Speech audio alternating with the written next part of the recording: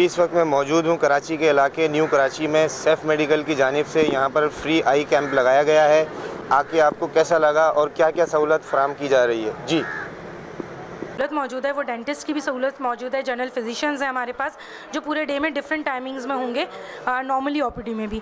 और साथ ही साथ अल बसीर का हमारे साथ बहुत अच्छा कोलैबोरेशन है कि आई कैंप के लिए आज का जो फ्री कैंप है उनके साथ मिलकर हमने ऑर्गेनाइज़ किया है। तो ये सारा कुछ हमारे पास डेली बेसिस पे ही चलता रहेगा मामला। और आज तो लेकिन स्पेशल डे है, आज फ्री कैंप है।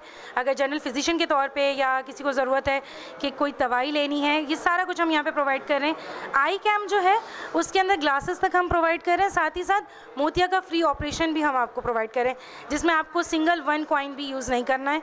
सब कुछ हेल्प ऑफ इम्यूनिटी और अल बसीर दोनों के कोलैबोरेशन से। यहाँ पे फ्री कैंप लगा है। मुझे आंखें मेरी वीक थी तो मुझे चश्मे वगैरह और फ्री में मिले। नंबर चेकअप अच्छे से हुआ है। बिल्कुल फ्री है, कोई चार्जेस नहीं है। मैं तो टेस्ट करवाने आई थी तो बोले आंखों में मोतिया है तो ऑपरेशन होगा। और मैं हूँ मोहम्मद बिलाल मुगल, कैमरामैन अशर के साथ, तरकीब न्यूज़ कराची।